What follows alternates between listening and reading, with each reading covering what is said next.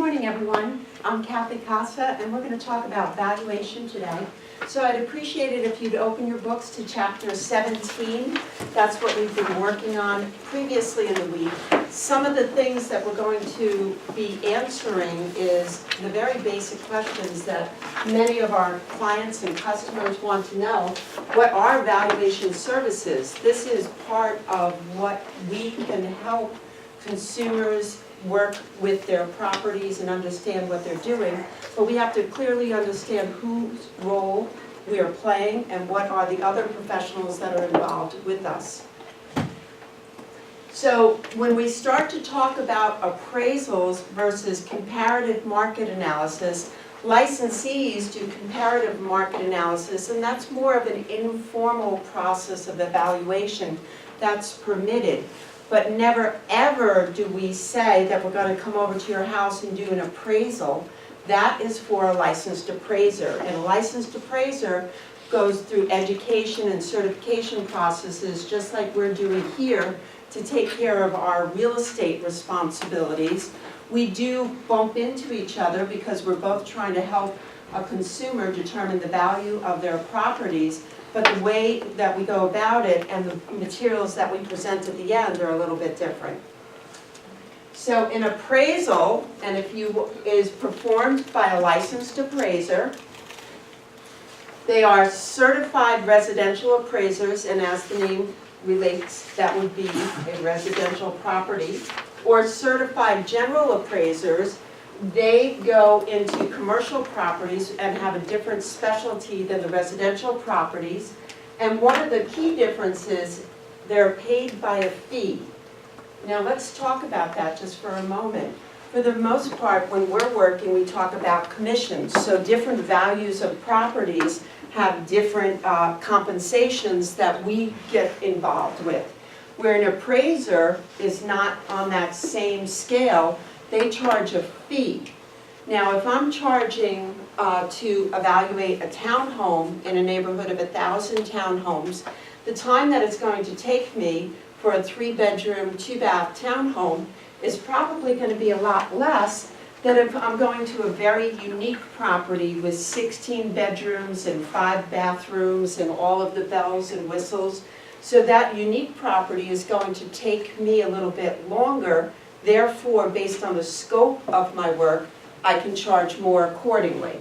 But I have to let everybody know up front. A fee, I tell you, this is my fee for the property, and that's what an appraiser would do. They don't base their fee on the value of the property.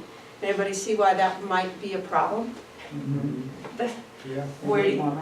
Tracy thinks like, if I'm determining my fee based on the value of the property, guess what? Tracy's property value just went up. Right. So that's something that we have to be aware of when we're looking at and determining prices for appraisers and different fees that they charge. An appraisal is used by mortgage lenders, investors, government agencies. There's multiple different usage that we don't get into when we do realtor comparative market analysis. It's a different level of competency. Comparative market analysis is what real estate licensees will be doing more and more throughout your career. It's a very common question that a consumer would want to know. What is the value of my home? Can you come over and help me out? Can you tell me what the value of my home would be? So licensed brokers must perform an informal estimate of value. And now when I talk about informal values, that doesn't mean that I just pluck a number out of the air. How do you think I determine the value when a consumer asks me to come over to their home and tell them something about value? The area. Melody thinks the area, location has something to do with the value of the property. Absolutely, that's a great answer. What the house is sold for, any houses that may have There sold you in go. the past. Frank's recently. saying that he wants to know what have the houses in the surrounding areas sold for, right? So we're gathering data and information, and with that data and information, we're able to make good decisions and give them an estimate of what we think this property will sell for in the future. It's not a concrete number, but it's based on facts that we determine. Probable selling price. So tonight, or today, I'm sorry, we're gonna define, we're gonna know all of the definitions that go along forces and factors in the evaluation process. We're gonna differentiate between the different methods. When should we use this method? When does another one make more sense? And then we're gonna do an actual activity where we go over how to evaluate properties, how to look at subjects and comps, and then we're gonna do a final activity where you're going to select comparable properties, evaluate them, and determine a probable selling price. Everybody with us on that? Ready? All right, buckle up. Value. What is value? By definition, value is an abstract term, and it's the present worth of future benefits. But how many people have heard beauty is in the eye of the beholder, right? So value might be different to myself than it would be to Tracy. She's looking at different factors that impact her opinion of value, but we have to have some kind of guidelines that we can determine value amongst ourselves. There are some critical components that people will value more than others, but value itself is an opinion. And when we start to talk about value, it's not a fixed object. It changes over time. It changes with differing opinions, and things will change. But here are the 4 basic principles, and you know I love acronyms. So A, B, C, and D, DUST is our acronym for value principles that we're going to look at and decide. We want to have the demand, utility, scarcity, and transferability. So many people might like to have a big, beautiful lawn in front of their house. The more people that demand that, the more properties that have that will go up in value. So demand changes over time. If we look at the forces that impact, if anybody watches HGTV for 5 minutes, what are people looking for? Open floor plan, right? Open floor plan.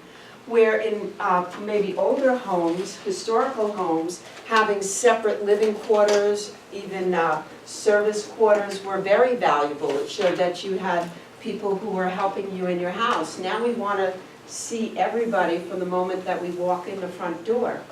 So demand changes over time as well, but there are certain things that people look for in homes. Now, utility can also be for a larger purpose. Maybe I'm close to hospitals, maybe I'm close to schools or employers or some kind of desirable factor. Roadways, when we were just talking at the break, some of the construction concerns, if traffic is a backup, that could impact the utility of a property and also impact the value. But utility can also be personal to me. This home is near my family member who's going to be providing daycare. That's a usefulness to me that increases the utility of the property. Can you think of anything currently that would increase utility of properties? What are desirable, useful features in homes today? Proximity to your work, maybe? Proximity to your work. Frank was saying if I can get in and out of work easily, that's going to be something of value. Close to shopping. Close to shopping. Girl after my own heart, right? That's it. I want to go buy something as quickly as I can. What are some other useful features? Schools, Schools, education. I can get in and around the property. Let's talk about inside the house. What features are changing inside the house that are making it more desirable? Sean? More than one living area. More than one living area. let's have a separation here a little bit. So that's what if maybe I have my mother-in-law who moved in, I'd like to have a separate spot. Maybe I have teenagers, I'd like them to be able to have friends over without being so close to me. Maybe all this open living space isn't everything that it's chalked up to be. Outlets. Lighting? More people looking for master bedrooms on the first floor. Master bedroom on the first floor. Tracy's bringing up a valid point. One of the realtor associations is looking into, many people are desiring that first floor master, no stairs, something that they want to come out of. I started to speak a little bit about outlets. Everybody's plugged in every 3 feet now, right? So we want to have more outlets. We want to have more smartphones, smart homes, right? Please stop, Alexa, right? So demand and utility, utility is large, like roadways, or small, like there's an outlet next to my bed where I want to plug in my phone.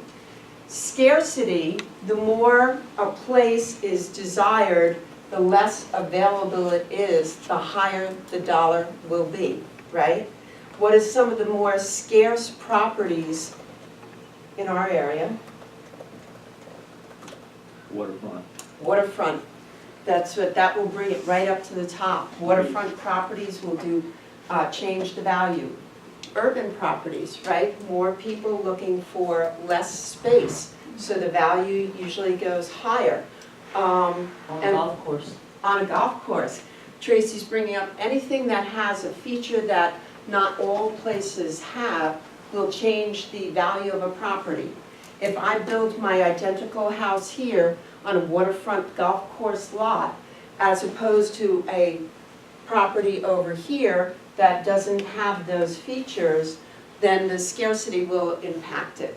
And last but not least, let's talk about transferability. If for whatever reason, remember when we talked about in the earlier chapters, I don't have the ability to transfer title to someone else, that's going to impact my value, right? So the ability to easily transfer anything over, if I want to give Kim title to my home and I'm restricted, that also restricts the value. Everybody with us? Dust. Remember it? Logos are good. Now let's talk the difference a little bit between market value and market price. And I tried to find a picture that could communicate that as well as possible, because price is historic. That happened. That is the story that we can actually tell. There's history there.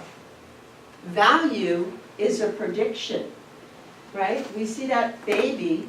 I don't know what that baby's going to do, with what kind of job are they going to get, what kind of life are they going to lead. Value is all future-based, but I'm basing my value decisions based on historical data. So when I talk about price, price happened, right? I think the value of the next property will be different than it was in the past, based on the historical data that shows property values are rising. So history lets us know where we can predict value. But value, it's not a crystal ball, right? Anybody ever take a guess and it didn't turn out to be exactly the way? You have to be clear with people that it is a prediction based in facts that we gathered, historical data, but we're not guaranteeing, we're predicting. And what about cost? What about cost? We're doing better with cost, but let's talk about 2008 for a moment.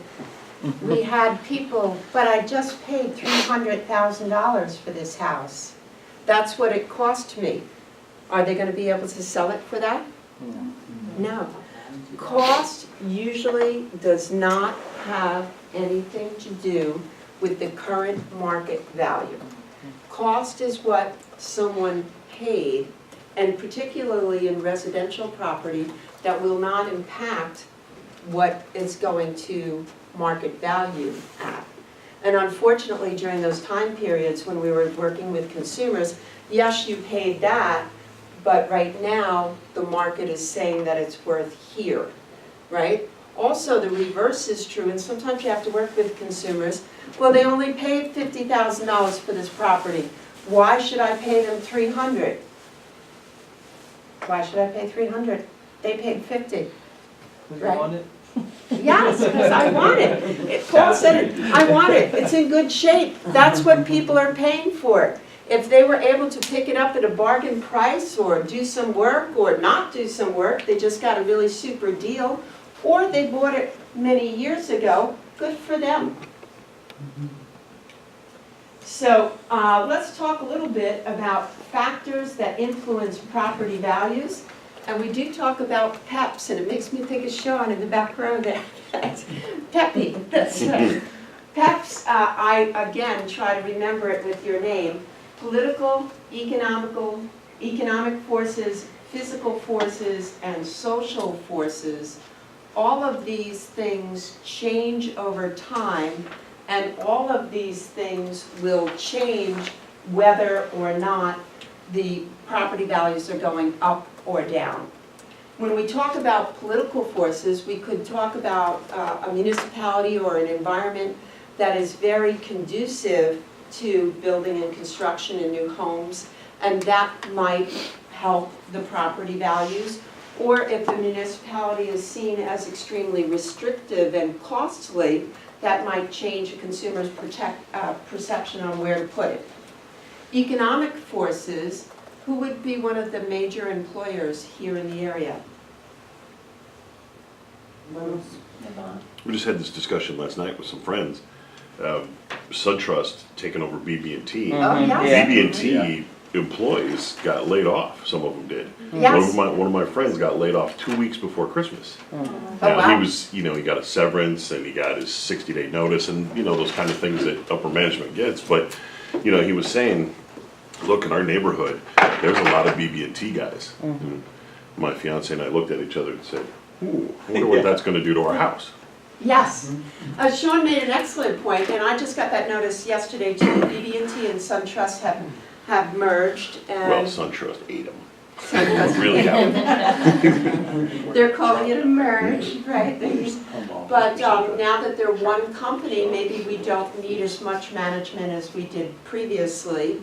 And maybe many of those people who are no longer needed live in homes in the area, and that will impact the value of the homes in the area.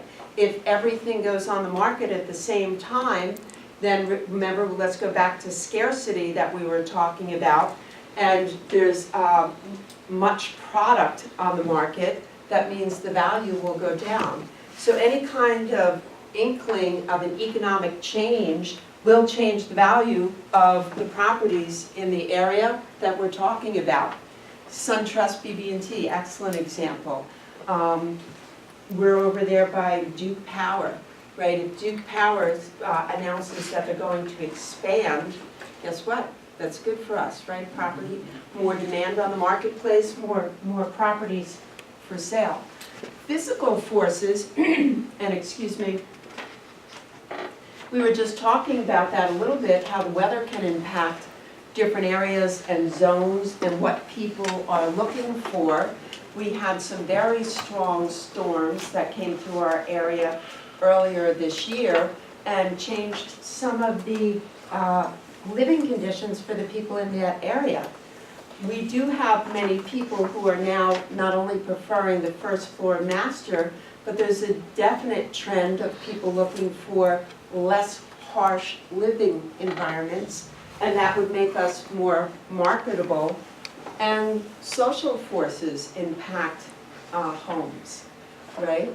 If we're in an area where there's lots of large families and we own a studio apartment, maybe that might not be the most marketable.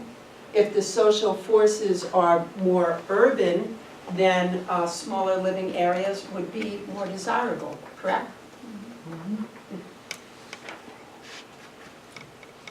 Now, we have one more group that we're going to cover, and these are the economic principles of value. And I have these in your note packets. but I just want to go over the concept of highest and best use. Highest and best use tells you what you would like to do with this property in this area. And as we were just discussing, if we have areas that by population have large family size, maybe it's not the highest and best use to build smaller single-family units, right? We want to build them according to whatever's going on in the area. Also, right here we are on Stafford Road. This is a major retail thoroughfare. Maybe even if I owned a property, it wouldn't be an ideal place to put up the little white picket fence and do something different, right? Also, maybe it's not a place for my construction manufacturing, even though it's still a commercial. This is essentially retail space, so you need to be respectful, mindful of what highest and best use is. Maybe I have a older Victorian home in the historic district, but now the historic district has a lot of professional offices. Am I better off selling my home as a single-family residence, or am I better off selling it as a commercial property to somebody who wants to operate a business out of that? That's where the valuation process will come in. And all of these features, one of the things I just want to highlight for you is change. Nothing is stagnant when it comes to value. When you're thinking of value, think about that rolling tide. Something is always happening. Some days there's big tides and we see a lot happening. Some days it's a quiet tide, but things are still happening. All of these things change over time with perception. I tried to find a picture of my 80s hairdo to show you how some things have changed. Those were my big hair days, and now not so much. So we've determined the physical factors. We've discussed the economic factors. Now let's see what an appraiser, not a licensee, they have 8 steps in the appraisal process that they're going to go through for any property they do. They apply the same formula. They utilize different methods of gathering the data, but the formula remains the same. First, I'm going to define the problem, right? I'm trying to determine the value of this property here. I have to determine the scope of the work. Is this property is it unusual? Is it larger than most? Is it easily comparable to its neighbors? How old is the property? I'm going to start to make those decisions right from the very beginning, and that lets me know where I can go and collect data and work on those things to analyze the data. Does this data pertain to the property that we're using here? And from that, remember what we just spoke about, highest and best use. So those are our first 4 steps. Then we're going to separate, we're going to look at the land value. Is this a large property? Is it